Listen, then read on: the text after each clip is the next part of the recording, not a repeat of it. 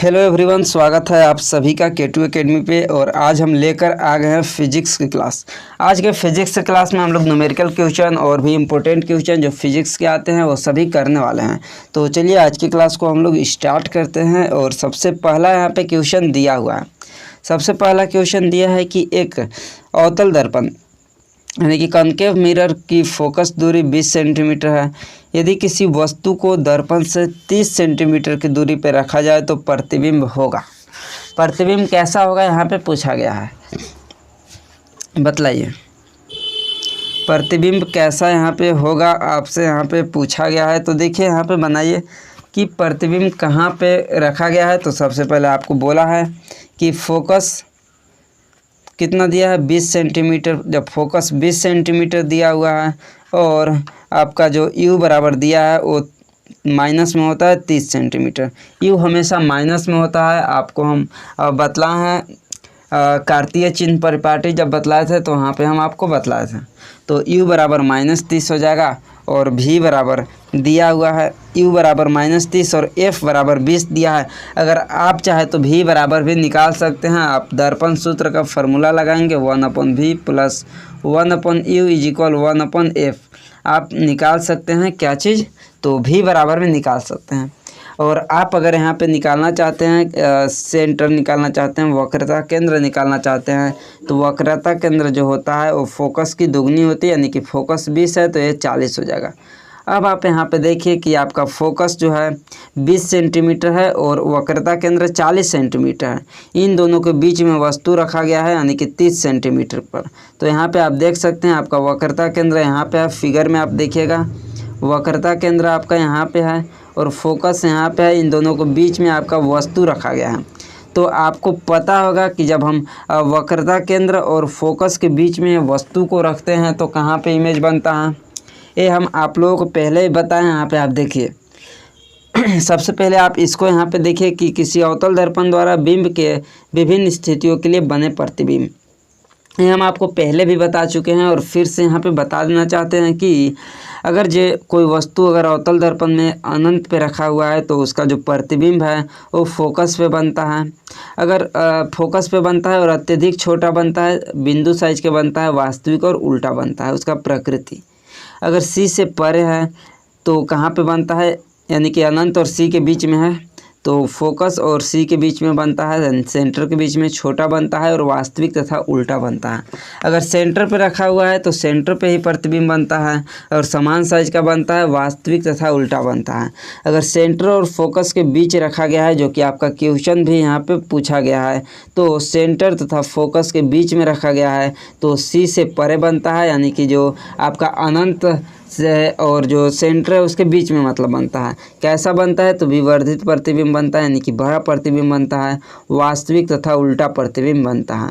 इसके बाद फोकस पे रखते हैं तो फोकस पे रखते हैं तो अनंत पे बनता है और प्रतिबिंब जो है वो प्राप्त नहीं होता है।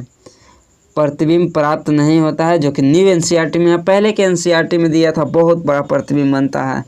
और अगला यहाँ पे है कि अगर पोल और एफ के बीच रखते हैं, फोकस के बीच रखते हैं तो दर्पण के पीछे यहाँ पे प्रतिबिंब बनता है और बड़ा प्रतिबिंब बनता है और आभासी तथा सीधा बनता है। एक और चीज़ यहाँ से क्वेश्चन बनता है कि कौन सा ऐसा दर्पण है जिसमें आभासी भी बनता है, सीधा भी बनता है, छोटा भी बनता है, उल्टा, वास्तविक, समान साइज, सभी तरह के प्रतिबिंब बनते हैं। तो आप यहाँ पे देख सकते हैं अवतल दर्पण क्या क्या बना। यहाँ पे आभासी भी बना, सीधा भी बना, वास्तविक भी बना, उल्टा भी बना, छोटा भी बना, समान साइज का भी बना और बड़ा प्रतिबिंब भी बना। यानी कि सभी तरह के प्रतिबिंब किस में बनते हैं, तो आपका हो जाएगा तो अवतल दर्पण में ही बनता है। अब यहाँ पे हमारा क्वेश्चन था कि सेंटर और फोकस के बीच रखा गया है तो प्रतिबिंब बड़ा बनता है, वास्तविक बनता है और उल्टा बनता है। चलिए ऑप्शन पे हम लोग देखते हैं। तो यहाँ पे आप देख सकते हैं वास्तविक तो बना ही बना, बड़ा प्रतिबिंब भी बना, वास्तविक बना, बड़ा प्रतिबिंब बना। कहाँ पे है, देखिए वास्तविक और बड़ा, ऑप्शन नंबर ए। वास्तविक बनता है, बड़ा प्रतिबिंब बनता है और उल्टा बनता है। आप यहाँ पे देखिए ये आपका मुख्य अक्ष है, इससे अगर नीचे बनता है तो उल्टा बनता है, इससे ऊपर बनता है तो सीधा बनता है। तो ऑप्शन नंबर ए हो जाएगा इसका राइट आंसर।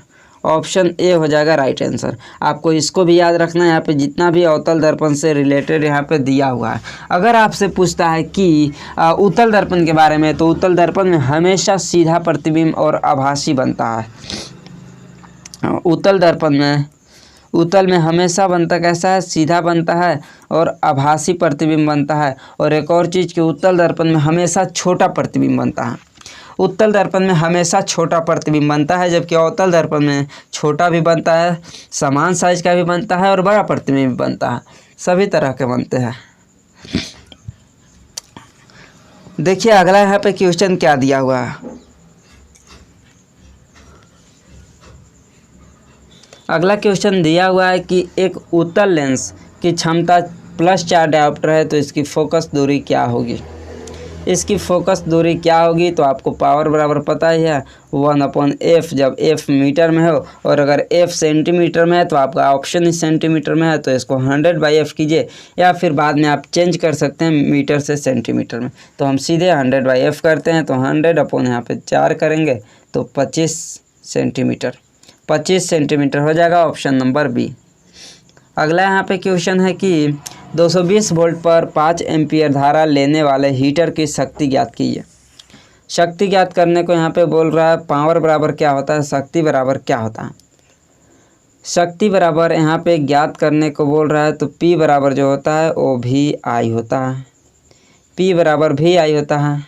तो V बराबर कितना दिया है, 220 वोल्ट गुना I बराबर 5 एम्पियर, 22×5 110 पे 10, यानी कि 1100 वाट। 1100 वाट हो जाएगा, ऑप्शन सी। अगला क्वेश्चन है यहाँ पे देखिए कि 60 वाट का एक बल्ब प्रतिदिन 5 घंटा जलता है, तो 30 दिनों तक उसकी ऊर्जा की खपत निकालिए। तो सबसे पहले यहाँ पे हमारे पास पावर दिया है, पावर यानी कि शक्ति बराबर दिया है 60 वाट, और समय बराबर दिया है, टाइम बराबर दिया है 5 घंटा प्रतिदिन और 30 दिनों तक, तो 5 × 30 करेंगे तो 150 घंटा दिया है। 150 घंटा यहाँ पे दिया हुआ है। समय बराबर, और जो पावर है वो वाट में है तो इसको किलोवाट में चेंज करना होगा, तो इसको 1000 से भाग लगाना होगा, तो 60/1000। अब निकालते हैं ऊर्जा बराबर शक्ति गुना समय, यानी कि P गुना T हो जाएगा। तो शक्ति कितना है, 60/1000 गुना समय कितना है, तो 150। 1 0 से 1 0 और 1 0 से 1 0, 15 छक्का 90, एक और 0, 1000 नीचे हम 100 ही लिखे हैं, एक और 0 यहाँ पे लगेगा, तो 5 दूनी 10 और 5 दिया 15 और 2 से कट जाएगा 3 बार में, यानी 3 3 9, 9 किलोवाट आवर, 9 किलोवाट आवर हो जाएगा। क्लियर है, 9 किलोवाट। अगला यहाँ पे क्वेश्चन है कि किसी चालक का प्रतिरोध 12 ओम है तथा उसमें 24 वोल्ट का विभवांतर लगाया गया, तो धारा का मान होगा। धारा का मान क्या होगा यहाँ पे पूछा गया है। तो धारा बराबर क्या होता है, सबसे पहले आपको हम ओम का नियम बताएं कि आपको याद कर लेना है। ओम का नियम बहुत ही इंपॉर्टेंट है, यहाँ से बहुत सारे क्वेश्चंस बनते हैं। तो ओम का नियम V बराबर IR होता है, और इसी से हम I बराबर धारा का मान निकालने वाले हैं। तो I बराबर जो हो जाएगा वो V/R हो जाएगा।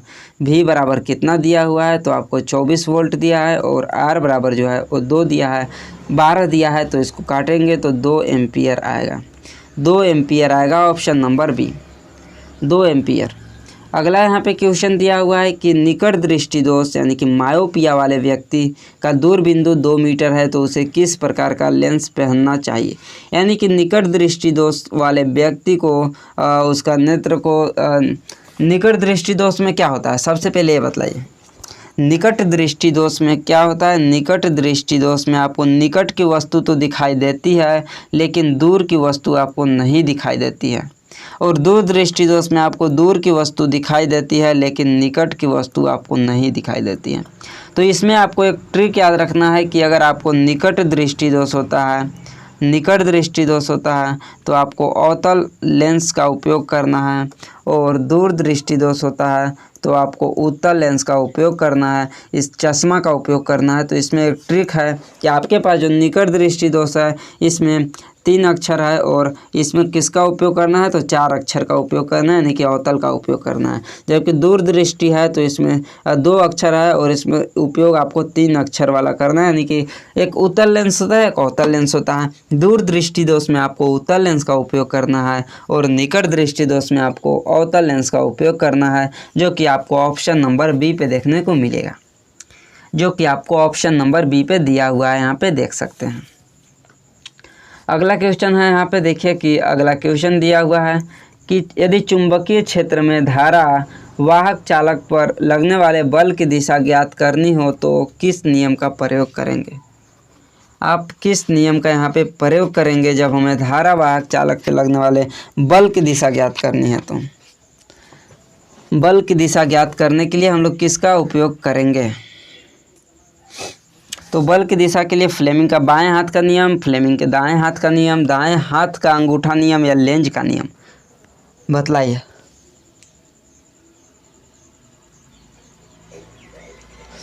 तो हम लोग यहाँ पे उपयोग करेंगे फ्लेमिंग के बाएं हाथ के नियम का। फ्लेमिंग के बाएं हाथ का नियम इसके अनुसार क्या होता है, इसमें जो होता है वो बाएं हाथ का जो अंगूठा होता है, यानी कि जो आपको अंगूठा दिखाई दे रहा है, तर्जनी होता है जो 4 फिंगर होता है, और एक मिडिल फिंगर जिसको मध्यमा बोलते हैं। ये जो उंगली होते हैं एक दूसरे के अगर इसको लंबवत फैलाते हैं, इस तरह से देख सकते हैं, एक दूसरे के लंबवत फैलाते हैं तो क्या होता है, एक दूसरे के अगर इसको लंबवत फैलाते हैं तो जो आपका ये तर्जनी होता है 4 फिंगर जो होता है वो आपको चुंबकीय क्षेत्र को इंगित करता है, मैग्नेटिक फील्ड को इंगित करता है। और जो मध्यमा होता है ये मिडिल फिंगर जो होता है वो आपको धारा की दिशा को और इंगित करता है, और जो अंगूठा होता है ये चालक पे लगने वाला बल की दिशा को इंगित करता है। तो फ्लेमिंग के बाएं हाथ का नियम हो जाएगा ऑप्शन नंबर ए। और ए जो है वो विद्युत मोटर के सिद्धांत पे कार्य करता है, जबकि फ्लेमिंग के दाहिने हाथ का नियम जो है वो विद्युत जनरेटर के सिद्धांत पे यहाँ पे कार्य करता है। क्लियर है। और यहाँ पे और क्या बोलते हैं, एक दाएं हाथ का अंगूठा का नियम जो है इसको मैक्सवेल का कॉर्कस्क्रू नियम भी बोलते हैं। और इसमें जो होते हैं वो धारा के जो इस तरह से होते हैं, एक फिंगर आपको अंगूठा ऊपर रहेगा, बाकी जो फिंगर है इस तरह से आपको मुड़ा हुआ रहेगा। और ये क्या इंगित करता है, तो जो अंगूठा आपका होता है तो इसमें जो है वो धारावाही चालक के चारों ओर उत्पन्न जो चुंबकीय क्षेत्र की दिशा होता है उसको इंगित करता है, इस तरह से जो घूमता है उसको इंगित करता है। और लेंज का नियम जो है यह नियम किसको इंगित करता है, तो EMF को, इलेक्ट्रोमैग्नेटिक फील्ड को इंगित करता है। प्रेरित विद्युत वाहक को यह दिशा निर्धारित करता है। अगला यहाँ पे क्वेश्चन है कि निम्न में से कौन सा ऊर्जा अक्षय यानी कि रिन्यूएबल स्रोत है। नवीकरणीय ऊर्जा कौन है, नवीकरणीय ऊर्जा कौन है, अक्षय ऊर्जा कौन है, यानी कि जो कभी समाप्त नहीं होता है उसको बोलते हैं अक्षय ऊर्जा, नवीकरणीय ऊर्जा जो फिर से बन जाते हैं। तो कोयला जो है वो अनवीकरणीय में है, पेट्रोलियम भी है अनवीकरणीय, और प्राकृतिक गैस भी अनवीकरणीय में होता है। जबकि नवीकरणीय ऊर्जा सौर ऊर्जा होता है, सोलर एनर्जी रिन्यूएबल एनर्जी होता है, अक्षय होता है, जो कभी समाप्त नहीं होता है, जो कभी समाप्त नहीं होता है। अगला यहाँ पे क्वेश्चन है कि 1000 वाट का हीटर 10 मिनट तक चलता है तो उत्पन्न ऊर्जा होगी। तो सबसे पहले आपको यहाँ पे क्या देखना है, आपको ऑप्शन देखना है कि आपको किलोवाट जूल में दिया है, किलोवाट आवर में दिया है, या फिर आपको यहाँ पे जूल में दिया है। मात्रक देखना है, मात्रक के अनुसार हम यहाँ पे इसको चेंज करेंगे। अगर किलोवाट आवर में देता है तो हम वाट को किलोवाट में चेंज करते हैं और मिनट को आवर में चेंज करते हैं। तो हम यहाँ पे ऑप्शन देखेंगे तो हमारे पास ऑप्शन जो है वो जूल में दिया है, तो जूल में दिया है तो हम इस मिनट को सेकेंड में चेंज करेंगे। तो 1000 वाट पावर दिया हुआ है, 1000 वाट, और टाइम जो है आपका 10 मिनट, तो 10 गुना 60 करेंगे तो 600 सेकेंड हो जाएगा, 600 सेकेंड हो जाएगा। अब यहाँ पे हम ऊर्जा बराबर निकालेंगे, तो ऊर्जा बराबर शक्ति गुना समय, तो शक्ति दिया है 1000 गुना समय दिया है 600 सेकेंड, तो हमारे पास निकल कर आता है 6 गुना 10 के पावर 3 और 2 5, 10 के पावर 5, 6 गुना 10 के power 5 joule, option number B, 6 गुना 10 के पावर 5 जूल।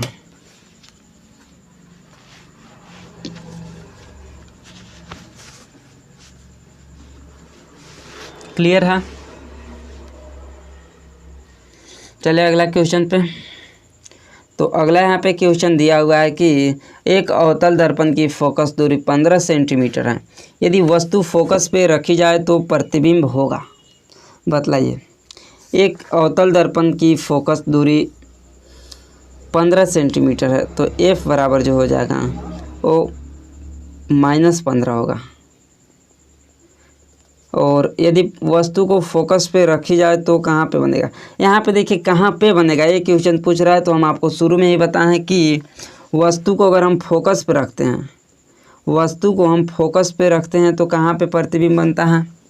तो प्रतिबिंब जो है वो अनंत पे बनता है। हम वहाँ पे बतलाए थे, जो कि पहले के एनसीईआरटी में था। लेकिन अब न्यू वाला एनसीईआरटी में अब है कि अगर वस्तु को फोकस पे रखते हैं तो जो उसका प्रतिबिंब है वो कहीं नहीं बनता है, क्योंकि बहुत अनंत पे बनता है, बहुत दूर जाकर बनता है।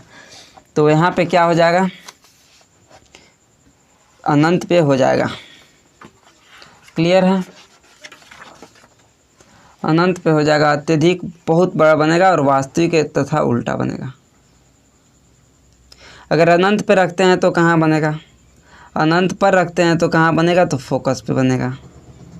अनंत पे रखते हैं तो फोकस पे बनता है। इसका एक हम आप लोगों को ट्रिक बतलाते हैं अवतल दर्पण के लिए।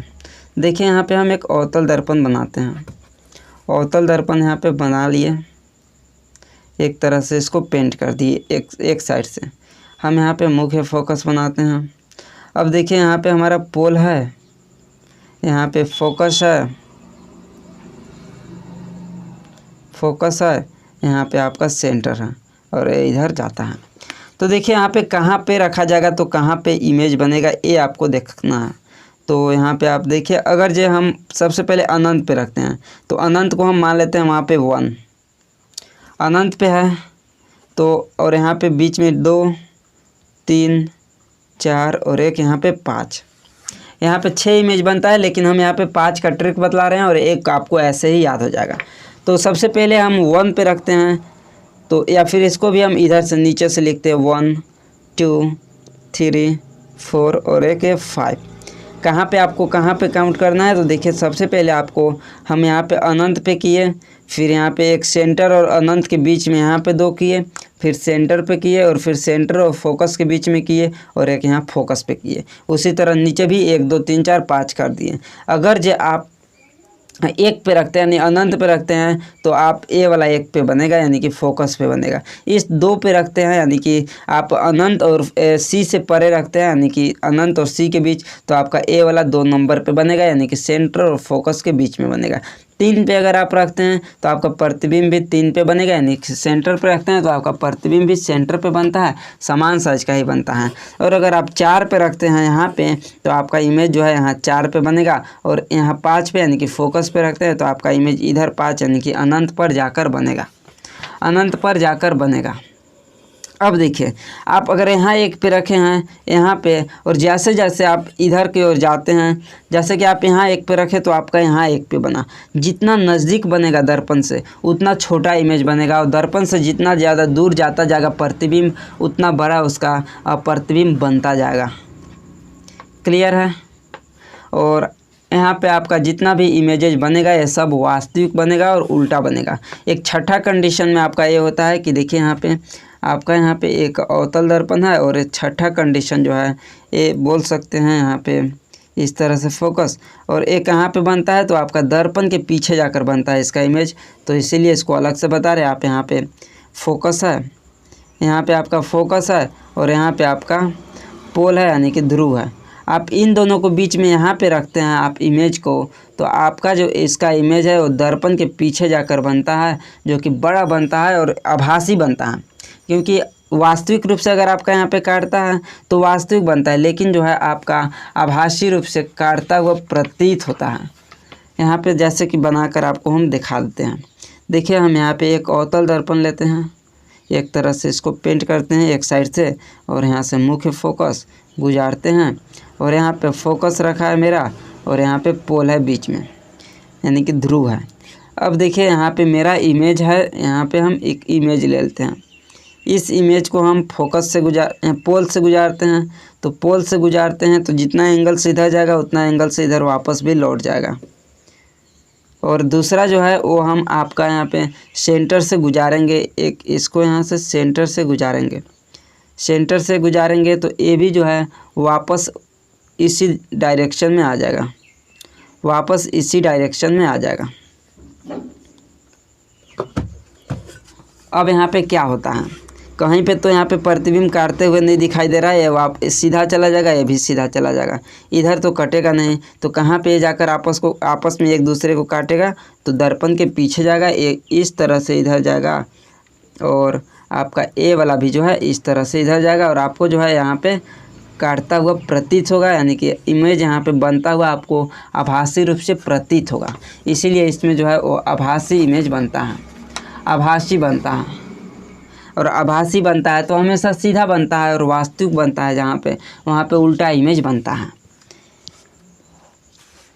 क्लियर है। अगला यहाँ पे क्वेश्चन पे आते हैं। तो अगला क्वेश्चन है कि 4 ओम और 8 ओम प्रतिरोध को श्रेणी क्रम में जोड़ते हैं तो 12 वोल्ट बैटरी से जोड़ने पे धारा होगी। तो श्रेणी क्रम में है तो इन दोनों को सीधे जोड़ देते हैं, तो 4 + 8 = 12 ओम हो जाएगा। और वोल्टेज यहाँ पे दिया है 24, तो धारा यहाँ पे धारा पूछा I बराबर हो जाएगा V/R ओम के नियम से, तो 24/12 = 2 एम्पियर, 2 एम्पियर ऑप्शन बी। अगला क्वेश्चन यहाँ पे है, देखिए कि 200 वाट का पंखा 10 घंटा प्रतिदिन 15 दिन तक चलता है तो कुल ऊर्जा की खपत कितनी होगी। जल्दी से आप लोग इसको कमेंट करके बतलाइए, कमेंट करके बतलाइए। सबसे पहले इस वाट को आपको किलोवाट में चेंज करना है, 1000 से भाग लगाना है और आपको समय दिया है 10 घंटा, एक दिन चलता है तो 15 दिन का कितना हो जाएगा, तो 150 आवर, 150 आवर समय हो जाएगा। और आपका वाट जो है वो 200/1000 करना है। और बाकी जल्दी से आप लोग इसको निकाल के कमेंट कीजिए, कमेंट कीजिए ऊर्जा इसका निकाल कर। अगला यहाँ पे क्वेश्चन है कि यदि किसी चालक में 5 एम्पियर धारा 3 मिनट तक प्रवाहित होती है तो कुल आवेश ज्ञात कीजिए। कुल आवेश ज्ञात करने को यहाँ पे बोल रहा है, तो कुल आवेश ज्ञात कीजिए। तो देखिए सबसे पहले हम यहाँ पे क्या करेंगे, पता ही है आपको विद्युत धारा I = Q/T होता है। विद्युत धारा बराबर आवेश प्रवाह की दर को विद्युत धारा बोलते हैं। तो आवेश बराबर I गुना T, I बराबर दिया हुआ है 5 एम्पियर और समय बराबर दिया है 3 मिनट। तो इसको सेकेंड में बदलेंगे तो 60 से गुना करेंगे तो 60 × 3 यानी 180। तो 5 × 180 करेंगे तो 18×5 = 10 यानी कि 900 कूलम्ब, 900 कूलम्ब हो जाएगा ऑप्शन डी, 900 कूलम्ब हो जाएगा। क्लियर यहाँ तक। अगला क्वेश्चन यहाँ पे दिया हुआ है कि किसी चालक का प्रतिरोध 20 ओम है, यदि उसमें 2 एम्पियर धारा प्रवाहित हो रही है तो विभवांतर ज्ञात कीजिए। विभवांतर ज्ञात कीजिए, बहुत ही इजी क्वेश्चन है। यहाँ पे भी V = IR से I बराबर दिया हुआ है 2 एम्पियर और R बराबर 20, तो 20 × 2 यानी कि 40, आंसर 40 वोल्ट। अगला क्वेश्चन है यहाँ पे कि मानव नेत्र में असमंजन किस भाग द्वारा होता है। एकोमोडेशन किस भाग के द्वारा होता है, रेटिना के द्वारा, परितारिका द्वारा, सिलियरी मांसपेशिया द्वारा या कॉर्निया के द्वारा। जो इसका समंजन होता है वो किसके द्वारा होता है, मानव नेत्र का समंजन यानी किसके द्वारा सिकुड़ता है, फैलता है, तो सिलियरी मांसपेशिया के द्वारा फैलता सिकुड़ता है, सिलियरली मसल। अगला क्वेश्चन है कि निम्न में कौन सा जीवाश्म ईंधन नहीं है। जीवाश्म ईंधन नहीं है यहाँ पे पूछा है, बताइए निम्न में से कौन सा जीवाश्म ईंधन नहीं है। कोयला है, पेट्रोलियम, प्राकृतिक गैस या बायोगैस। जीवाश्म ईंधन यानी कि जो जीवों को मरने, सड़ने, गलने से बनता है, जैसे कोयला हो गया, पेट्रोलियम हो गया, प्राकृतिक गैस, ये सब जो हो गया वो जीवाश्म ईंधन है, जो कि हजारों लाखों साल बाद यहाँ पे जीवों को मरने से, गलने से प्राप्त होता है, सड़ने से प्राप्त होता है। लेकिन यहाँ पे जो बायोगैस है, एक जैविक यहाँ पे गैस है जो कि गाय के गोबर से बनता है, ये सबसे यहाँ पे बायोगैस को बनाया जाता है, जो कि जीवाश्म ईंधन नहीं है। तो ऑप्शन नंबर डी हो जाएगा, ऑप्शन नंबर डी हो जाएगा इसका राइट आंसर। क्लियर है। अगला यहाँ पे क्वेश्चन है, देखिए कि एक लेंस की क्षमता -2 डायोप्टर, उसकी फोकस दूरी होगी। फोकस दूरी क्या होगी यहाँ पे बतलाइए आप लोग, फोकस दूरी इसका जल्दी से बतलाइए। लेंस की क्षमता आपको दिया हुआ है, उसकी फोकस दूरी निकालना है, पावर का सूत्र 1/f लगाकर। बनाइए जल्दी से। और आप लोग अभी तक चैनल को सब्सक्राइब नहीं किए हैं तो आप लोग चैनल को सब्सक्राइब कर लीजिएगा, अपने दोस्तों के पास शेयर कीजिएगा और इस क्लास को लाइक नहीं किए हैं तो लाइक भी कीजिएगा। चलिए इसका आंसर आप लोग कमेंट में बतलाइएगा। बाकी हम आप लोगों को मिलते हैं अगली क्लास में। इसका जो राइट आंसर होगा वो P बराबर 1/f पे बनाकर बताइएगा। 1 बराबर f बराबर दिया हुआ है कितना, जो कि निकालना है f बराबर, और आपको पावर बराबर माइनस का 2 डायोप्टर दिया हुआ है। तो आप लोग कमेंट करके इसका आंसर बतलाइएगा कितना आएगा। मिलते हैं अगली क्लास में।